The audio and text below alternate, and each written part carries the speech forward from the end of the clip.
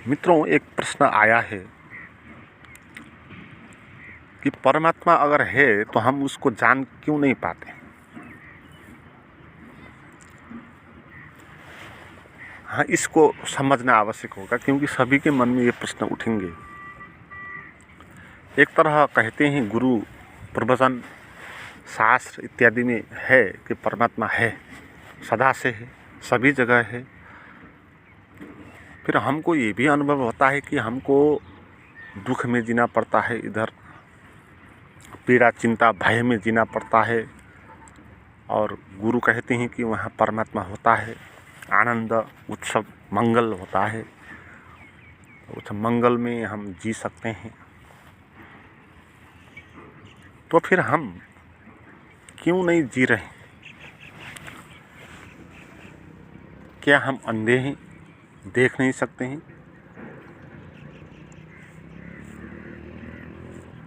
क्योंकि एक अंधा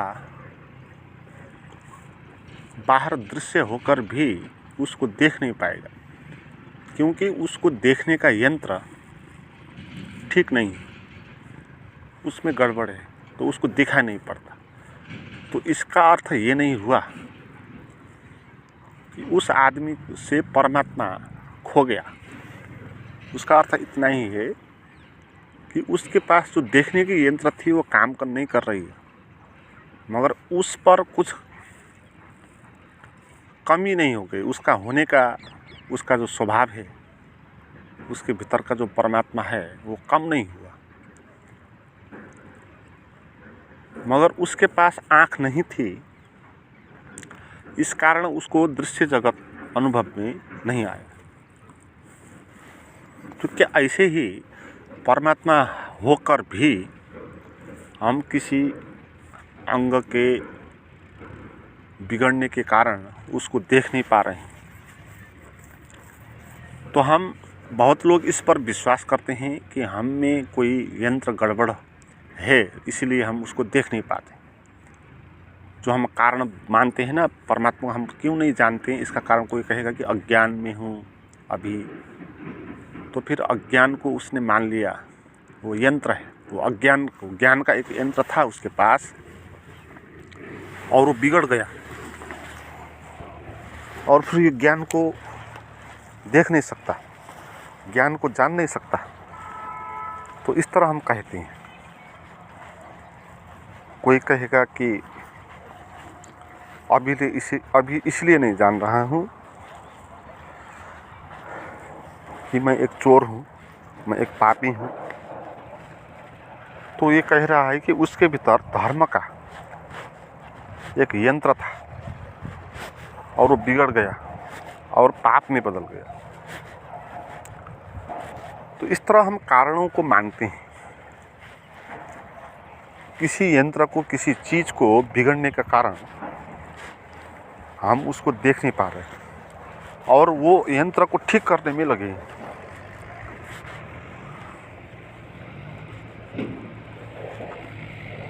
और हमको लगता है कि जब यंत्र ठीक हो जाएगा तब हम इसको जान लेंगे,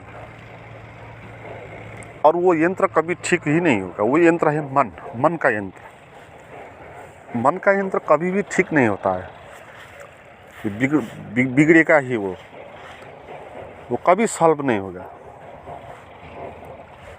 मन में हर चीज़ मन समस्या बना लेगा। मन हर चीज़ में से मन वो अपोजिशन निकालता है, बाइनरी अपोजिशन।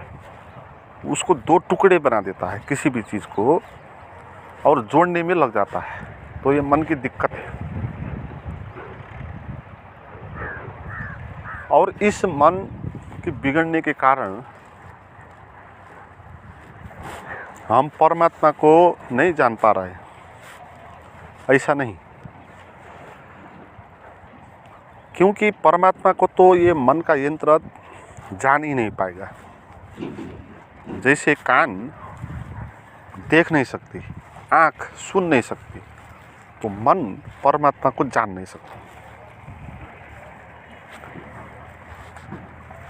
वो यंत्र बिगड़ा हुआ नहीं है कि उसकी क्षमता ही नहीं, आँख होकर भी वो सुन नहीं सकेगी ना। आँख होने का ये अर्थ है नहीं कि सभी कुछ आपको अनुभव हो जाएगा। तो आँख जीवन के एक आयाम को अनुभव करेगी, दृश्य का, मगर आवाज़ का आयाम भी है। वो आयाम जानने के लिए आँख समर्थ नहीं है, उसकी अपनी सीमा है। तो वो आयाम कान का होगा। तो ऐसे त्वचा का आयाम है, वो स्पर्श का अनुभव करेगा। त्वचा चीज़ों को देख नहीं सकेगा, चीज़ों को सुन भी नहीं सकेगा, मगर वो स्पर्श का अनुभव करेगा। तो मन भी इसी तरह एक यंत्र ही है। सभी यंत्रों को मिला के मन बनेगा, मगर मन भी एक खुद भी यंत्र ही होगा। ऐसा एक यंत्र जिसके बहुत सारे अन्य शाखा प्रशाखा यंत्र भी है। तो इस तरह का मन एक यंत्र है, और उसकी भी एक सीमा होगी। जैसे आँख की सीमा है, सुन नहीं सकती। तो मन जितना भी बड़ा यंत्र क्यों ना हो, उसके पास भी सीमा होगी कि वो परमात्मा को जान नहीं सकेगा। और परमात्मा को जानने का अर्थ ये नहीं है कि किसी यंत्र के द्वारा आपने देख के उसको जाना। ऐसा नहीं कि आँख से आपने उसको देख के उसको जाना कि है, तो दृश्य के रूप में परमात्मा आया। तो इस तरह का परमात्मा होता नहीं, क्योंकि इस दृश्य वाले परमात्मा में तो एक ही आयाम है ना। दृश्य ही वो बन सका, वो स्पर्श बन नहीं सका, वो आवाज़ भी बन नहीं सका, साउंड भी बन नहीं सका, वो कान का भी विषय नहीं हुआ, वो त्वचा का विषय भी नहीं हुआ, केवल आँख का ही विषय बना। जो परमात्मा दिखाई देता है वो इतना ही सीमित परमात्मा हो। इसलिए परमात्मा को ये कोई भी यंत्र जान नहीं सकती, क्योंकि हर एक यंत्र एक उसकी सीमा होती है। वो सभी आयामों को अनुभव नहीं कर सकेगा। आँख सुनने की काम नहीं कर सकेगा, उसके पास एक ही संभावना है। तो ऐसे ही मन के पास भी एक ही समस्या है, एक ही आयाम को वो अनुभव कर सकती है। वो विश्वास को, श्रद्धा को, चिंतन मनन को, तर्क को वो जान सकती है। मन उसको जानने का यंत्र है, तर्क करने का यंत्र है, अनुमान करने का यंत्र है, विश्वास करने का यंत्र है, विश्लेषण करने का यंत्र है। तो वो यंत्र संश्लेषण नहीं कर पाएगी। जो यंत्र काटने के लिए बनी है वो जोड़ नहीं पाएगी। सुई जोड़ने के लिए बनाई है और हथियार काटने के लिए बनाए थे। तो मन का यंत्र जोड़ने का नहीं है, वो जोड़ने का आयाम उसमें है नहीं। और परमात्मा है जोड़ने का आयाम। परमात्मा का अर्थ है कि हर एक चीज़ को जोड़ देना है। एक गाय को रुख से जोड़ देना है, पेड़ से जोड़ देना है, पेड़ को पंछी से जोड़ देना है, पंछी को आकाश से जोड़ देना है, आकाश को पृथ्वी से जोड़ देना है, पृथ्वी से आदमी को जोड़ देना है। हर एक चीज़ को जोड़ देना है, भिन्न भिन्न नहीं करना है। ये संश्लेषण है। और ये परमात्मा संश्लेषण के रूप में है। वो सभी जगह फैला हुआ है, वो कटा हुआ नहीं है, कहीं पर टुकड़ा नहीं है उसका। मगर हमारा जो मन है, उस यंत्र का काम है कि वो चीज़ों को टुकड़े में काट के जानने का प्रयास करेगी, है ना। मन का जानने का फाउंडेशन है वो विश्लेषण, एनालिसिस। संश्लेषण नहीं, विश्लेषण। विश्लेषण का अर्थ है कि आप उसको अनेक टुकड़ों में विभाजित करते हो। आप इन चीज़ों को अलग अलग करते हो। ये पेड़ है, ये हवा है, ये आकाश है, ये वायु है, ये आदमी है। हर एक को अलग अलग कर दो। और हर एक के भीतर अलग अलग अध्ययन करो। पेड़ का अध्ययन करनी हो तो गाय की तरफ मत जाओ, पेड़ के अंदर ही जाओ और पेड़ का अध्ययन करो। पेड़ को अलग कर दो सारी दुनिया से, मगर पेड़ सारी दुनिया से अलग नहीं है। सूरज से वो पीती है, उसका जो भोजन है सूरज से आता है, तो सूरज तक वो जुड़ी हुई है सूरज से। मगर हम जानना चाहते हैं सूरज को अलग करके उस पेड़ को ही, है ना। पेड़ को अलग आप इस पृथ्वी से कहीं दूसरी जगह पर ले जाओ तो वहाँ पेड़ होगा नहीं, वो बचेगा ही नहीं, वो सूख जाएगा। तो मन इस तरह चीज़ों को टुकड़ों में विभाजित करती है और साइंस की जन्मदात्री है। मन के द्वारा विज्ञान पैदा होता है, ज्ञान पैदा नहीं होता है। विज्ञान और ज्ञान में यही फर्क है। विज्ञान का अर्थ है कि आप अलग अलग चीज़ों के भीतर उसको अलग करके आप विश्लेषण करके उसको जानो। इस जानने से आपको व्यवहारिक लाभ होगा, है ना। जैसे कि किसी पेड़ का अध्ययन करने के कारण उसके भीतर प्रवेश करके उसके फल फूल, तो उसमें क्या रसायन है, क्या खाद्य पदार्थ उसमें है, तो उसका अध्ययन करो तो आपको पता लग जाएगा कि आपके स्वास्थ्य के लिए ये तो लाभदायक फल है इस पेड़ का, तो आप उस फल को खा सकते हो। तो ये फ़ायदा हो जाता है साइंस से। तो साइंस से जो भी फ़ायदा हुआ ना आदमी को, ये सब ऐसे ही फ़ायदे हैं। इसका अर्थ ये नहीं कि उसने पेड़ को जान लिया, उसने ये जाना कि पेड़ में जो उत्पन्न हुआ फल है उसको हम खा सकते हैं, इतना ही जाना है। खा सकते हैं से ज़्यादा हमने जाना नहीं। और अगर उस फल को आप जानना चाहोगे तो आपके कांड को भी जानना होगा और उस पूरे वृक्ष को अध्ययन करना होगा। फिर वृक्ष पृथ्वी पर जुड़ा है तो पृथ्वी का भी अध्ययन करना होगा। वो फल एक अलग फल नहीं है, वो पृथ्वी से सूरज द्वारा प्राप्त भोजन के माध्यम से वो फल पैदा हुआ है। तो आप सूरज भी खा रहे हो, तो आपने क्या खाया ये आपने जाना नहीं, वो क्या था आपने इतना ही जाना कि वो आप खा सकते हो। तो साइंस इतना ही जानती है, वो क्या है वो जानती नहीं। वो कहती है कि इससे आप ये कर सकते हो, है ना। ये इस तरह इसके भीतर ये चीज़ हैं और इन चीज़ों को हम इस तरह व्यवस्थित कर दें तो इससे ये हो सकता है, ये हम जानते हैं। साइंस इतना ही जानती है, ये क्या है वो जानती नहीं कभी। साइंस ने अभी तक जाना नहीं कि इलेक्ट्रिसिटी क्या होती है, बिजली क्या होती है, साइंस अभी बता नहीं सकेगा। मगर बिजली से क्या कर सकते हैं वो साइंस बता सकता है। वो क्या क्या आविष्कार नहीं किया, उसने बहुत सारे आविष्कार कर लिया। तो उसने बिजली के भीतर प्रवेश करके बिजली को देखा, उसको मार्ग में कैसे ले जा सकते हैं, उससे हम कैसे काम कर सकते हैं, एनर्जी पैदा कर सकते हैं। तो ये हमने जाना, मगर वो असल में क्या है वो हमने उसको जाना नहीं। तो साइंस कभी भी ये जानेगी नहीं कि क्या है, हम क्या कर सकते हैं, ये साइंस जानेगी। मगर परमात्मा इस तरह होगा नहीं। परमात्मा का ज्ञान का अर्थ है कि आप क्या है इसको जानोगे, ये ज्ञान है। इससे क्या कर सकते हैं ये जानना विज्ञान है। ये खुद क्या है इसको जानना ये ज्ञान है। और परमात्मा वो है जो क्या है, उससे जो होता है वो साइंस है। वो खुद क्या है वो परमात्मा है। तो इसको मन इसलिए जान नहीं पाएगा। मन तो इससे क्या कर सकते हैं वो जानेगा, मगर परमात्मा उसको हाथ में ही नहीं आएगा मन को, क्योंकि वो आयाम ही भिन्न है। तो हम परमात्मा को इसीलिए नहीं जान रहे हैं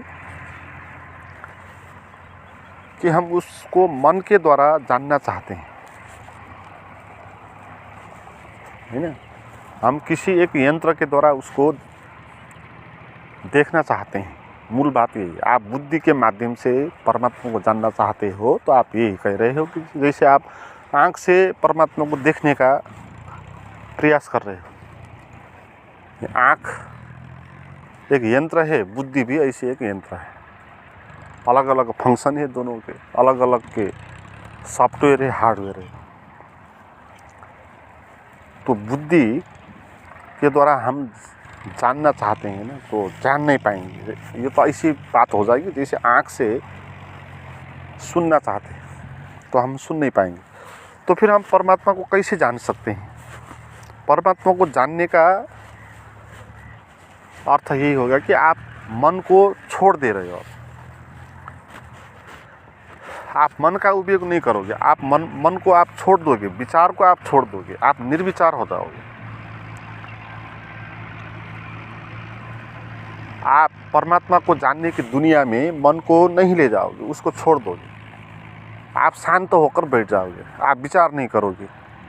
अच्छा, परमात्मा को जानना है तो हम मन से जान नहीं सकते, तो इस मन को मैं कुछ क्षण के लिए बंद कर दूं। तो इस तरह आप मन को बंद करके अपने भीतर होश को बढ़ाने की कला सीखें तो आप धीरे धीरे परमात्मा का अनुभव कर पाएंगे। और वो मन के द्वारा आप उसको जानेंगे नहीं, वो खुद ही खुद को जानेंगे। जब परमात्मा का अनुभव हमको होता है तो हमको परमात्मा का अनुभव नहीं होता, परमात्मा को ही परमात्मा का अनुभव होता है। ये बात आप समझ लो। जब हमको परमात्मा का अनुभव होगा तो हमको परमात्मा का अनुभव नहीं होगा, क्योंकि जब तक हम होंगे तब तक तो परमात्मा होगा नहीं। जब तक हम होंगे, हम यानी मन, मैं, तो मैं यानी यंत्र, तो जब तक यंत्र का अनुभव होगा तब तक कैसे परमात्मा का अनुभव होगा? जैसे जब तक आँख का अनुभव हो रहा है, दृश्य का आवाज़, दृश्य का अनुभव हो रहा है, तो तब तक आपको और चीज़ अनुभव नहीं आएगी। आप पीछे का दृश्य भी नहीं देख पाएंगे, आगे का ही दृश्य देखेंगे, तो एक सीमा होगी उसकी। तो परमात्मा इस तरह अनुभव में नहीं आएगा कि उसका एक सीमा हो, वो असीम है। तो असीम का अनुभव लेने के लिए हमको भी असीम बनना होगा, और हम मन के द्वारा असीम बन नहीं पाएंगे, क्योंकि मन की तो सीमा है। तो इसलिए मन को छोड़ना होगा। परमात्मा को जानना हो तो मन को छोड़ना होगा। छोड़ने का अर्थ उसको त्यागना नहीं, उसका उपयोग नहीं करना। वो है अपनी जगह, क्या है दिक्कत उसमें? आँख है, कान है और इंद्रिय है, मन है, तो वो होकर कुछ बिगड़ेगा नहीं। वो तो हमारा साथ ही देता है, मन हमारा साथ ही देता है, आँख हमारा साथ ही देती है। तो आँख से जो दिखाई पड़ता है उतना ही होता नहीं, सीमित होती है। ये झूठ है, मगर फिर भी आँख होकर हमको कुछ परेशानी नहीं है। आँख होकर हमको फ़ायदा ही होता है, हम इधर उधर जाने के लिए इसका प्रयोग करते हैं। तो ऐसे मन होकर भी इसका हम फ़ायदा ले सकते हैं। इसके होने के कारण हम पीड़ा में जीना आवश्यक हमको होगा नहीं, मगर हमको मन का यंत्र इस तरह अनुभव में आता नहीं, सहयोगी की तरह, हमको ये बाधा की तरह ही अनुभव में आता है। क्योंकि हम इसी के द्वारा अनंत को जानना चाहते हैं, और मुश्किल पड़ जाता है, और हम एक बेचैनी में पड़ जाते हैं, क्योंकि वो बात होगी नहीं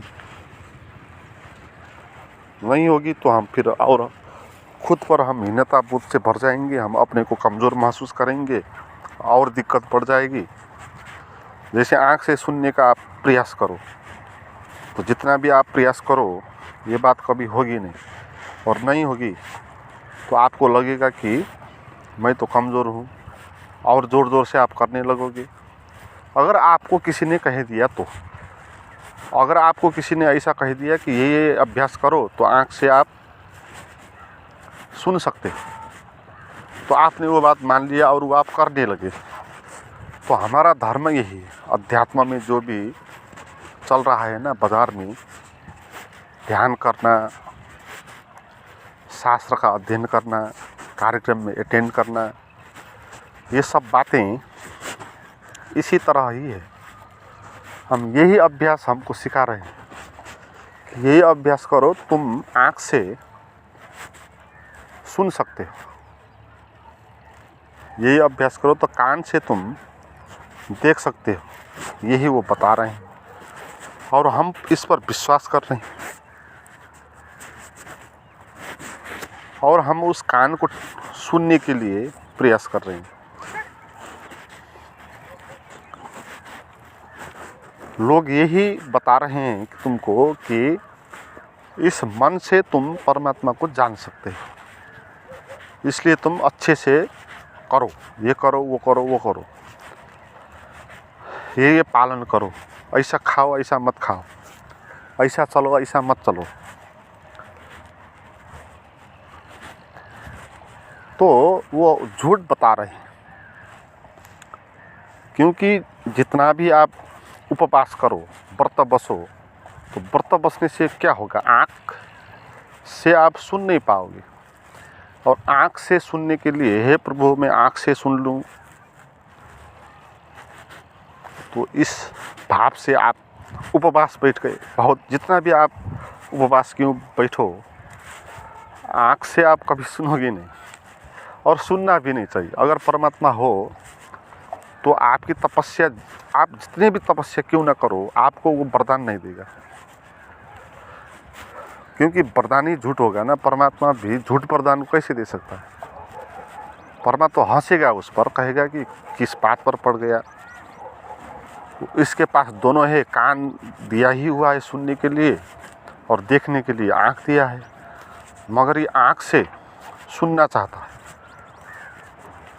तो इसकी ये समस्या, ये मूर्खता है। तो सुनने के लिए आँख, कान दिया है ना, आँख से आप क्यों सुनते हो? तो जो यंत्र जो जिस चीज़ के लिए दिया है उसको करने दो, तो आपको दोनों ही मिल रहा है। तो इसी तरह परमात्मा हमको मिलता नहीं, कि परमात्मा खुद ही ऐसा हंसता है हमको देख के।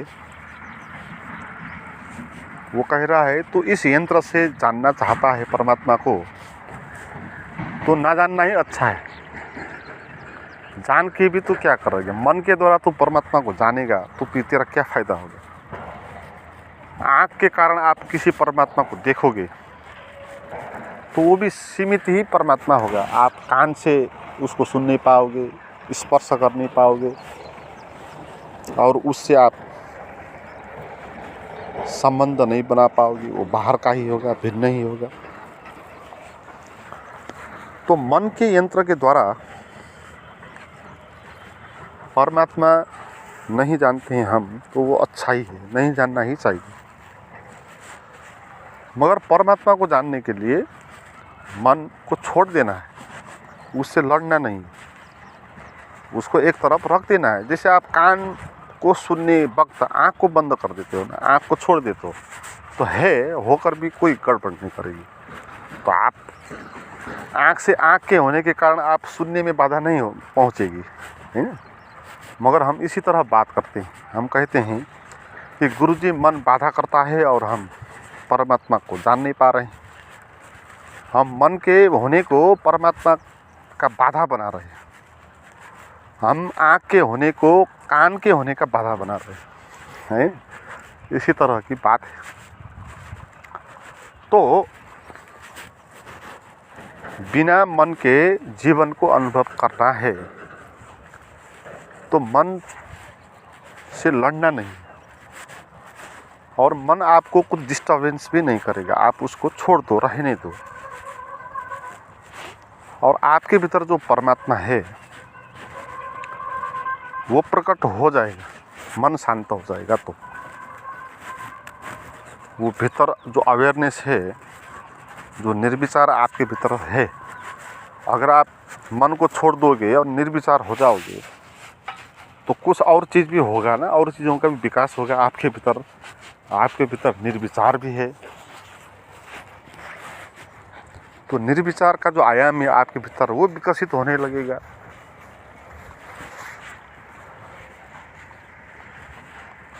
तो इस दृष्टि से हम मन को छोड़ के निर्विचार हो सकते हैं। मित्रों, इस तरह के आप निर्विचार होकर परमात्मा को जानने का प्रयास करना चाहते हैं तो उसके लिए मेरे पास कुछ गहन गाइडेड मेडिटेशन और प्राइवेट प्रवचन की वीडियो थे, वो आप मुझे व्हाट्सएप पर जो नंबर और लिंक डिस्क्रिप्शन में दिया है वहाँ पर चैट कर सकते हैं।